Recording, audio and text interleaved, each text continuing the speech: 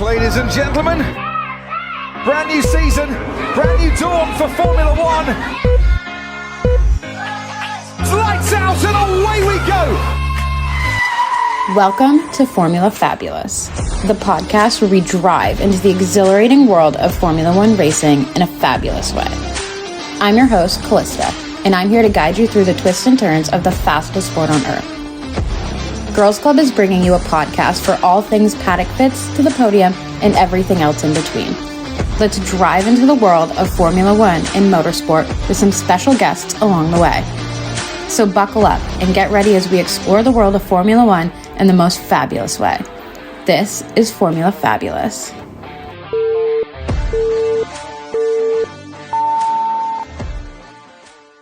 Hello, guys, and welcome back to this week's episode of Formula Fabulous. Yay! I am so excited about this episode, and I feel like I say this every week, but really, I am super overjoyed about this week's episode. So honestly, let's just get right into it. First of all, I'm going to crack open a Celsius. Not sponsored, but if Celsius wants to sponsor me, I'd absolutely love that. And I also have not gotten my nails fixed yet. I know. I'm going this weekend before I go to town this week, and I'm going to get my nails done before I leave.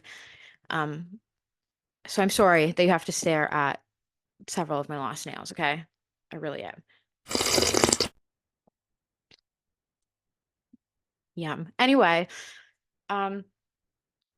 we're not here to talk about my missing nails because we have something bigger to talk about. We have something great to talk about. We have something that the country of Monaco is still probably recovering from to talk about. We have Charles Leclerc winning his home race, the Monaco Grand Prix, for the first time ever to talk about. So let's just get right into it. So, as I was saying last week, the Monaco Grand Prix is really it's a Grand Prix to remember. It's a Grand Prix that is always a huge kind of spectacle on the calendar. It's one that brings all the celebrities out for. It's a really, I don't know. It's the Monaco Grand Prix. I feel But it's the Monaco Grand Prix. like that's just how I can sum it up. It is the Monaco Grand Prix. So I will say the actual race itself, besides the first and pretty much the last lap, was boring. But that's just kind of what you can expect in Monaco. The Monaco being boring is something that is not that we're just hearing this year as a complaint. The issue with Monaco is the track, because it is so old, I guess, the actual the way the track is and how old it is. It the way F1 cars are now are not, they obviously are not even close to the way they were back when the Monaco Grand Prix first became a Grand Prix. So the cars now are a lot longer and stuff, making it a lot harder for them to overtake and such on a track that is super windy and such like Monaco is. There is really only a couple places that you can really overtake on track. I believe during this Grand Prix, we saw, I believe it was literally a total of 4 overtakes in the entire race, which is obviously not very exciting. But let's talk about the first lap, because the first lap of that race was, honestly, I would argue that it was probably enough, eventful enough for the rest of it. So obviously there was what could have ended in a very horrific ending crash. There was a crash involving Kevin Magnussen and Sergio Perez. Magnussen, I don't know, I think he thought he was trying to overtake on the right side of Perez, and it obviously didn't work, and it sent Sergio Perez like flying, and it honestly could have ended really horrifically. And like I honestly nerd out about like the safety of F1 cars all the time because it literally is actually so cool. Like the how F1 cars are made to like specifically like basically like except for like the one area where the driver sits, like the rest of the car is made to like basically disintegrate when something like that happens to um like take the impact of a crash and like yeah, it's honestly it's insane. Like the safety of F1 cars is insane and like the engineering and stuff that goes into it is amazing and super cool and something that I will never be able to wrap my head around, but it is super cool. And obviously a crash like Sergio Perez had like even 10 years ago would have probably ended a lot different than it did this weekend if it were for all of the safety developments that we now have in Formula One. So anyway, yeah, obviously there was a really bad crash involving Sergio Perez, which it resulted in a red flag and a race restart. Um, there also was like but that wasn't the only like thing that happened on that lap. Oscar and Carlos also had contact, obviously. Those two literally are like siblings. They fight like siblings. But anyway, those two had contact and Carlos ended up getting a puncture, which if it weren't for the crash like with like Magnussen and stuff, like I don't know if he would have actually been able to race again. But anyway, he ended up going to the pits and like being able to change his tire and it was whatever. So um Carlos obviously and like I said, Carlos and Oscar had contact. And then also the Alpines had contact as well. Um Esteban, like I don't know past Pierre Gasly or what he was trying to do, but like he ended up sending himself flying. It was a whole thing too. So like the first lap was insane. But with that being said, the first lap resulted in a red flag and a race restart because of all of the damage, and there was damage to the barriers that they had to repair. So there ended up being, I think it was about a 45-minute delay from the first lap to when the race like actually restarted again. Um, and then, like I said, after that race restart, the like actual rest of the race was pretty uneventful and pretty boring. So when the race restarted, um, I believe that Carlos was allowed to get his third place position back after he got his puncture. So, um, the like front row of the race looked like it looked Charles, Oscar, and then Carlos. And that is how the race ended, which honestly was like I don't know. I obviously am a Ferrari fan. I'm a Ferrari girl. But something about watching Charles win the Monaco Grand Prix, like I cried. I literally was crying. I don't even care to admit it. Especially if, you're familiar with the backstory of kind of Charles and his like upbringing and such. Which if you were unfamiliar with, so Charles was born and raised in Monaco, and he grew up watching um, them literally set up every year for the race, and he grew up watching the Monaco Grand Prix from, his friends' balconies and such, and really having that dream of one day racing in F1. His godfather, his name was Jules Bianchi, who was a Formula One driver as well. And he was a big advocate for Charles and for, trying to get Ferrari to invest in him in their like Ferrari Driver Academy. And Jules was Charles's godfather, and Jules actually sadly passed away in the Japanese Grand Prix in 2015 as the result of a crash. It was the conditions at the racetrack on that day were horrible. It was extremely rainy, not ideal. And there was a crane that had been left on track, and Jules unfortunately crashed into the crane and sadly lost his life, like I said, in 2015. And so obviously that was a horrible, heartbreaking thing to happen to Charles and his family. Um, and So Jules, like I said, was a huge advocate for Charles, and he ended up getting to join the Ferrari Driver Academy. And he kind of went up through the ranks. And while he was racing in Formula Two in 2017, Charles's father sadly passed away. And before his father passed away, he actually told his father a little bit of a white lie. And he told his dad that he had signed with a Formula One team, and that he actually was like he had been signed with a team, and that he was like going to be racing in Formula One. And that was like I said, a little bit of a white lie. And a few days later, after his father passed away, he actually competed in the Formula Two race in Baku, which he won. And then he actually was signed with a Formula One team, and the rest is history. And then he joined with Alfa Romeo, and then he joined Ferrari. Um, so just I think this like the story of like literally like the little boy from Monaco watching the stands being set up at his while he stood at the bus stop on his way to school, like before school every morning. Like it really is just like such a like classic, but like just like heartwarming tale of like the hometown hero really finally winning it all, I guess. And it was just really emotional, to hear Charles talked a lot about his dad that day. And how he even talked about literally like the last two laps of the race when he like I guess it like kind of had hit him that he was like going to win.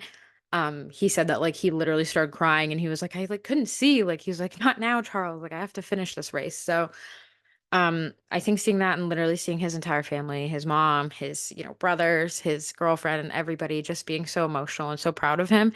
And like literally the country of Monaco as a whole being, I guess not even just Monaco, like Italy and Monaco, like the Ferrari team has really made, like the Ferrari drivers have really made their team proud the last couple races, and it's very evident.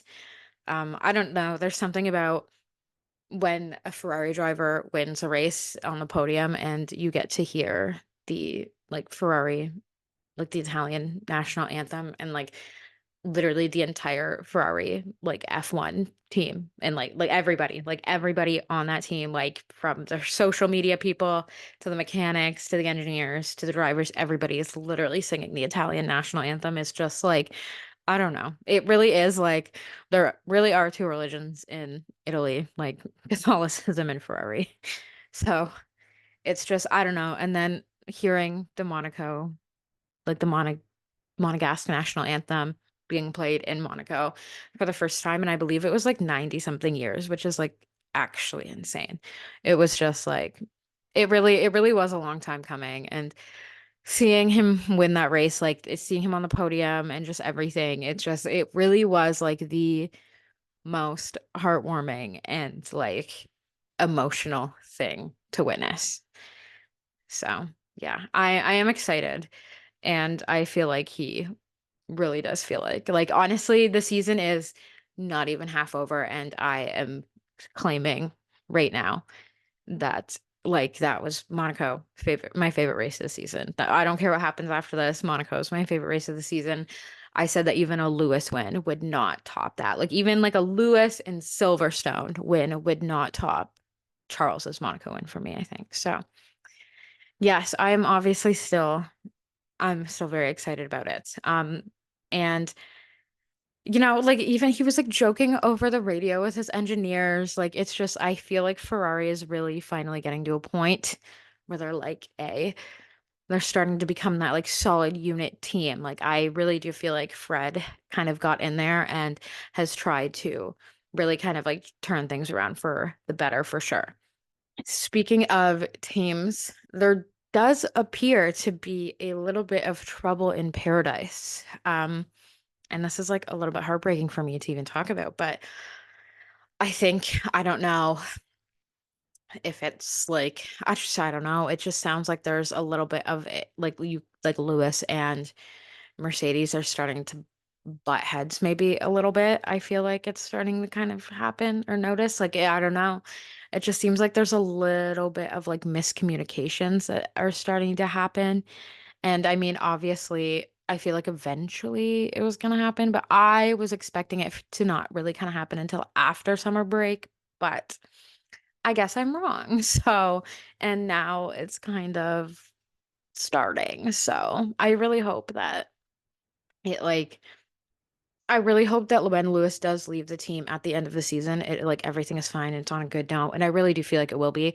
I just feel like it's kind of like awkward right now. Like, I don't know. I feel like this is like maybe what couples feel like when they like break up, but like they still have to live together until like the other person's apartment like is ready for them to move in. I don't know. That's like the same vibe that I feel like this is like the Lewis and Mercedes stuff. So, um, but also Alpine is obviously dealing with some internal struggles. It's not really a secret that Pierre and Esteban have not always gotten along. So the fact that there's even now some even more, I guess like you can tell there's a little bit of something happening. So yeah, I mean, other than really Lewis and his little bit of a like hiccup with Mercedes and a little bit of the Alpine drama and Carlos and Oscar and like 5 overtakes. Like there wasn't really much that happened during the actual Monaco like race itself.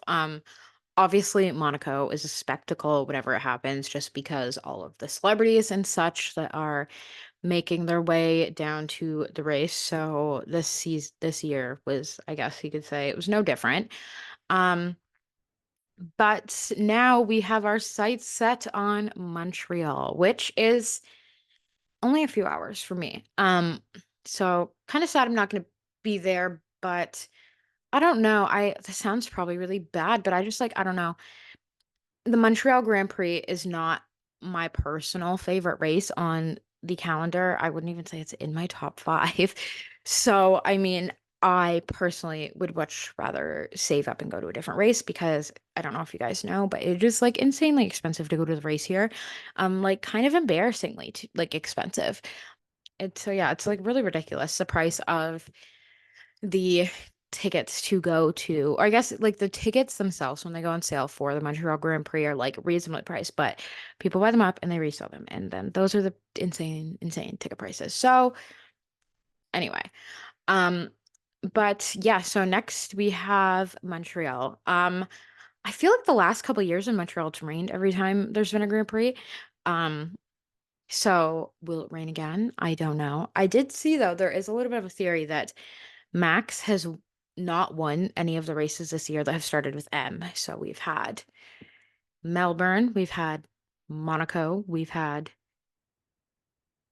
Miami, and next we have Montreal. So, oh my God, sorry, just me just realizing, I'm like, oh my God, I mean, like, there's Monza. Like, anyway, I just got really excited. Um, but with that being said, yeah, so I am excited to see what happens. Like I said last episode, I think that the McLarens are really up there it's exciting because at this point last year, the gap in the championship was honestly huge. Like there was like it was pretty obvious last year that Red Bull was going to like sweep, whereas I feel like this year, like the first couple races, it was very much like, okay, Red Bull. But now it's kind of like, I don't know, the season is looking a little bit different. So looking ahead, I am very excited for the rest of the season. I also feel like now that Mr. Leclerc has won another race. He has not, like, that was his first race that he had won since I believe it was 2022. So, like, that's a long time. That was a long time. And to win, like, your first win since, like, then being your home race, which you've never won before, I feel like, I don't know. I feel like now he has a fire under his butt that he did not have before. So, that's my, those are my predictions. I'm still very anxious that Carlos does not have a seat for next year. I'm starting to like my palms are starting to get sweaty about it. So I really need him to figure out what he's doing or someone to sign him. Like anybody, please, someone sign him. Um, I don't really want Haas to sign him, so like anyone but Haas, I guess. I don't know. I don't know. I just need him to get signed because like I love like he is one of my favorite drivers and I just need him to get signed for next season. So yeah, and then looking ahead, we have, like I said, next weekend, we have Montreal, and then it is Barcelona, if I remember correctly. And then after Barcelona, we have Austria, then Silverstone, Hungary, Belgium, and then we are in to summer break and we have a whole month off before we kick things off again. Um, in the Netherlands, the second last weekend of August. So we have one, two, three, four, five, six more races until summer break. So six more races to see what happens. And within those six races, I believe only one of them starts with an M. So only one way to see if that continues. Only one race to see if the theme continues. And yeah, but I am excited for Barcelona. I love the Spanish Grand Prix. I want to go to Spain so bad, and I don't know, I love the Spanish Grand Prix. I love that it's Carlos's home. I actually love that it's Carlos and Fernando's home race because I love Alonso as well. So it is very exciting. It's always really fun to see them two like doing their little like Spanish thing together. You know what I mean? But yeah, so I'm excited. Like I said, six races left until summer break, which actually is insane. I don't know. I feel like this season is flying by. I feel like it's so weird. So like I was like when NFL like ended, I guess like NFL like regular season ended and like playoffs started, I was like, oh my gosh, like there's so long until like spring training starts. And I'm like, I'm like, I feel like I blinked and it's like NFL spring training is like literally happening now. So it's like kind of insane.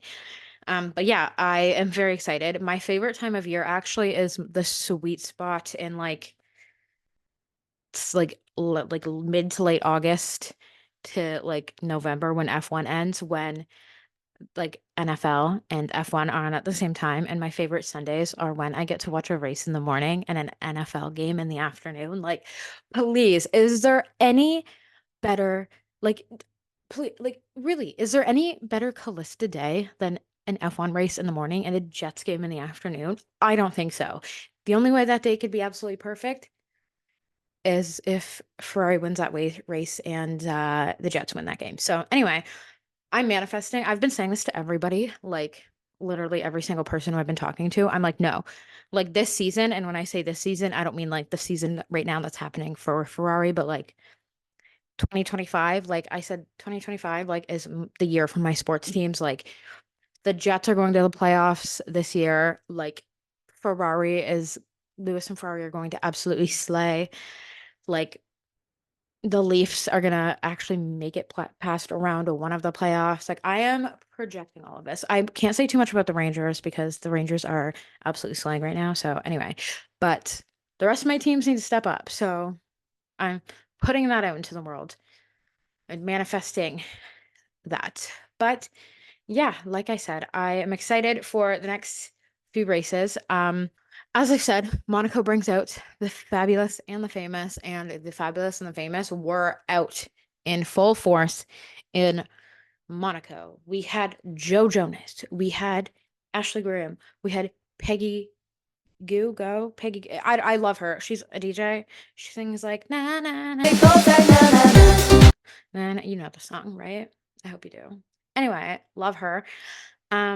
Diplo was there. We had Mbappe. I can't pronounce people's names. I am gonna get canceled because I can't pronounce people's names. But you know who I'm talking about, the soccer player. He was also there. Mason Mount was there. Who else? Literally everybody and their dog was there. Heidi Klum was there. Kris Jenner was there. Everybody was there except me, which is really rude. Anyway, um, Leo, our fave, was there. I am very excited because I keep remembering that next year Roscoe and Leo are going to be in the Ferrari like paddock together. My God, I can't. I can't. I can't. I like actually it makes me really excited to think about them together. The paddock the little paddock puppies. I can't. I love Leo, but Roscoe will always be my OG F1 pet. I love Roscoe. I embarrassingly, when I was having a fun night out with my friends, I DM'd Lewis Hamilton once asking him if I could dog sit. Um, I wish I was kidding. I wonder if I still have the DM. I feel like I deleted it the next morning, like when I remembered being like, oh my God, this is mortifying. But if I didn't, I'll insert a picture so you guys can laugh because it is kind of funny. Um, but yeah, like I said, I love Roscoe. So yeah, I'm excited to see them in the paddock. I'm actually hoping because Lewis, I usually will, if I remember correctly, Lewis usually starts to bring Roscoe with him. Like when they're doing like the European races where like they're like either short flights or like very easy to get to. Like they're not like he ain't crossing like continent sort of thing. So I'm hoping that they'll meet each other at one of these next few races and we will have Roscoe Leo content and I will just simply cease to exist after witnessing that. But yes, I'm also very excited. Feel like I keep talking about Barcelona, but because Barcelona is the next F1 Academy race as well, which as you guys know, I'm very at F1 Academy this season. I'm very excited, very pumped. I love it. Yeah, so I'm very excited because like I said, Barcelona is the next F1 Academy race. So it's going to be a really fun and exciting weekend. But we have to get through Montreal first. So you know what? Maybe I'll impulsively go to Montreal that weekend. I don't know. I don't know if I've ever shared this tidbit of information, but I actually don't drive. Fun fact about me. I don't drive. Why, you ask? I don't know. I don't have a good reason. Like, you can all drag me. I I need it probably. Maybe if I'm bullied enough, I'll actually get my license. I don't know. Maybe if my sister or my dad want to impulsively drive to Montreal next weekend, we will. I doubt it, but it's like funny. It's like people who I know who live in Montreal, like when the Grand Prix is happening, like unless they're going to the Grand Prix, they leave the city because it gets insane with everything. So yeah, that's just, I guess, how I would describe the Montreal Grand Prix. But yes, I am very excited and I am still very on cloud nine about Charles's home win, and I probably will be for like the rest of the season. Well, I think I have yapped at you guys long enough, and I have to go and do the dishes before my sister gets home. LOL. So stay fabulous, my friends, and I will see you next week. Thank you for tuning into this week's episode of Formula Fabulous. We'll be back next Wednesday for an all-new episode. For now, follow us on social media at Formula Fabulous and at Sports Girls Club.